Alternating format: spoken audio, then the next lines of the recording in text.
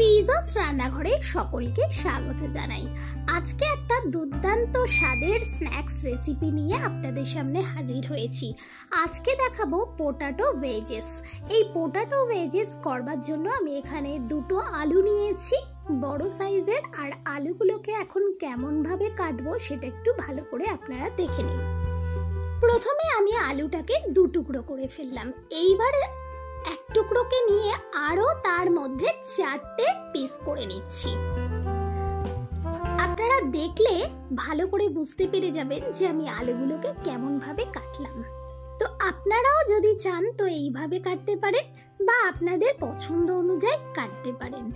এটা এত সহজেই হয়ে যায় এই রেসিপিটা যে হাতে যদি মাত্র 20 মিনিট সময় থাকে সেই 20 মিনিটেই এই রেসিপিটি করবার জন্য যথেষ্ট। তো কড়াইতে দিয়ে দিয়েছি জল, আর জলটা হালকা গরম হয়ে যাওয়ার পর আমি দিয়ে দিলাম আলুগুলো, আর দিয়ে দিচ্ছি স্বাদ মতো সামান্য লবণ। খুব বেশি লবণ আমি এখানে ব্যবহার করব না, জাস্ট একটু হালকা আলুগুলোর মধ্যে একটু লবণ ঢোকে সেই রকম। আলুগুলোকে জলের মধ্যে 4-5 মিনিটের মতো আমি রেখেছিলাম, তারপরেই তুলে নিচ্ছি। মোটামুটি 70% মতো আলুগুলো সিদ্ধ হয়ে গেছে। আলুগুলোকে আমি এখন ঠান্ডা করে নেব। এবারে আমি একটা বোল নিয়েছি, তার মধ্যে দিয়ে দিলাম 1 কাপ পরিমাণ ময়দা আর 2 টেবিল চামচ দিয়ে দিলাম কর্নফ্লাওয়ার।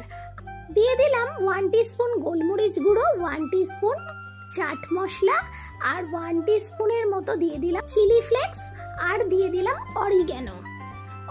আমি এখানে 1 টিস্পুনের মতনই দিয়েছি, আর দিয়ে দিলাম স্বাদ মতো একটু লবণ, আর দিয়ে দিয়েছি কিছুটা জল। এবারে একটা চামচ দিয়ে এই ব্যাটারটাকে সুন্দরভাবে রেডি করব।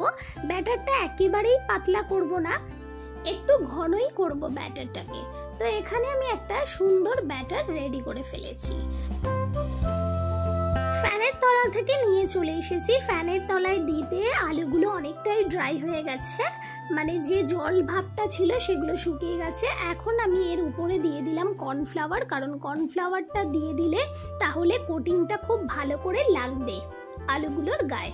তো এখন কড়াইতে দিয়ে দিচ্ছি তেল। তেলটা খুব ভালো করে গরম হয়ে গেলে আমি একটা করে আলু এইভাবে ব্যাটারের মধ্যে দিয়ে আমি তেলের মধ্যে দিয়ে দেব।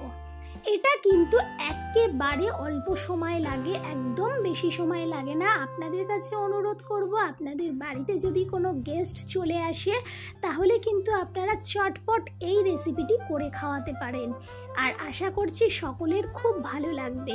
ফ্রেঞ্চ ফ্রাইয়ের থেকেও কিন্তু এই রেসিপিটা দুর্দান্ত হয়। আলুগুলো ছাড়ার 1 মিনিট পর আমি ভালো করে নাড়াচাড়া করে আলুগুলোকে খুব সুন্দরভাবে ভেজে নিয়েছি। এখন হচ্ছে তুলে নিচ্ছি। একইভাবে আমি বাকিগুলোও ফ্রাই করে নেব। রেসিপিটি যদি ভালো লেগে থাকে, যারা ইউটিউব থেকে দেখছেন তারা চ্যানেলকে সাবস্ক্রাইব করে পাশে থাকা বেল আইকনটি প্রেস করবেন, যাতে সবার প্রথমে নোটিফিকেশনটি আপনার ফোনে পৌঁছে যায়। আরও সুন্দর সুন্দর রেসিপি পাওয়ার জন্য আমার চ্যানেলের পাশে থাকতে হবে। নিত্য নতুন সুন্দর রেসিপি এই চ্যানেলে আপনারা পেয়ে যাবেন। আর যারা ফেসবুক পেজ থেকে দেখছেন তারা পেজকে ফলো করে পাশে থাকবেন।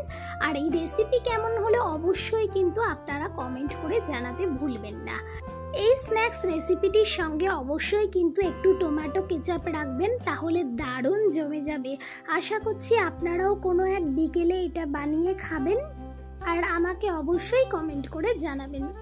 দেখে যতটা সুন্দর লাগছে খেতেও কিন্তু অত্যাধিক সুন্দর। তো দেখুন, এখন আমি সসের মধ্যে একটা ডিপ করলাম। আজ এখানেই বিদায় নিলাম। আবারও দেখা হবে নতুন কোনো রেসিপির সঙ্গে। সবাই ভালো থাকবেন, সুস্থ থাকবেন।